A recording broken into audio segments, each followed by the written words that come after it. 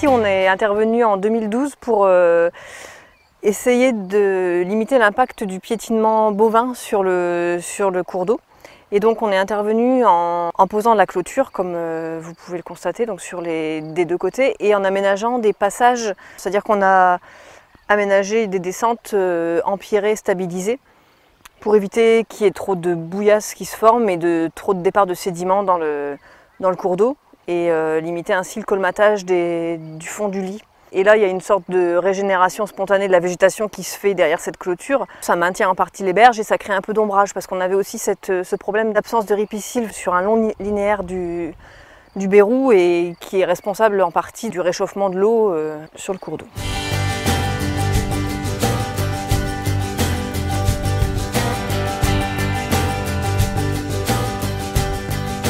L'objectif, c'est de protéger tout le cours d'eau du Bérou. Donc nous, en fait, on repère sur tout le linéaire les zones où ça pourrait être intéressant de faire des travaux. Et donc après, là, moi, je rencontre les propriétaires et exploitants, les deux, quand ils sont différents. Donc pour leur proposer les aménagements, donc que ce soit clôture, implantation de ripisylve ou passage à gué, point d'abreuvement. Et en fait, ce sont des actions volontaires. Donc c'est vrai que voilà, quand on leur propose, pour eux, voilà, ça fait quand même de l'aménagement. Voilà, il faut réfléchir aussi à comment gérer sa parcelle et puis son système d'exploitation parfois. Donc oui, voilà, au début, oui, il y a pu y avoir des plus ou moins récalcitrants en effet. Ah, nous, on ne l'a pas pris pour une contrainte, nous. Parce que la rivière, on avait déjà nos passages qu'on utilise et ils nous les conservent, sans faire de discussion, sans marchander le bout de gras.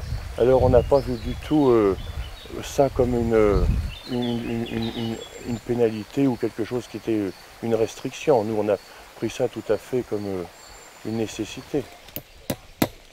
Tout est payé par la société de pêche et par l'eau de Rhône-Alpes-Bretagne. Loire-Bretagne. Loire-Bretagne. Donc ça fait un truc, ce qui fait qu'on n'a pas vraiment à s'opposer, on n'a rien à payer. Et ils nous mettent 3 rangs de barbelés. Alors si nos clôtures sont déjà fragiles dans les boues, et ben eux, ils renforcent ce qu'on a déjà fait depuis 30 ou 40 ans. Alors c'est même presque un avantage d'un côté. Donc une fois que les travaux sont finis, on vérifie ensemble sur le terrain que tout a été bien fait, on fait une réception des travaux. Et puis après, en effet, c'est les aménagements, donc par exemple la clôture, abreuvoir, appartiennent à l'agriculteur et aux propriétaires. Donc ils s'engagent voilà, un minimum à l'entretenir. Mais nous aussi, comme c'est dans un contexte du contrat territorial, on s'engage quand même à faire aussi un suivi et de temps en temps à revenir sur le terrain. Mais nous, étant donné qu'on est présent aussi, on vient faire un petit tour matin et soir, on voit tout à fait les travaux où ils en sont et on peut apporter des modifications, soit pas prévues sur le plan, qu'on pense nous être bonnes pour nous. Alors nous on a la chance de travailler depuis quelques années sur le territoire, donc avec les agriculteurs ça se passe souvent très bien. On essaye aussi au maximum de respecter leurs contraintes par rapport à nos contraintes à nous. Et en règle générale, ça se passe bien. Ils donnent même des fois, souvent même, un coup de main pour descendre de la marchandise ou même sur des effets techniques. Et c'est important de rester avec eux puisqu'ils connaissent leurs parcelles, ils connaissent leurs troupeaux.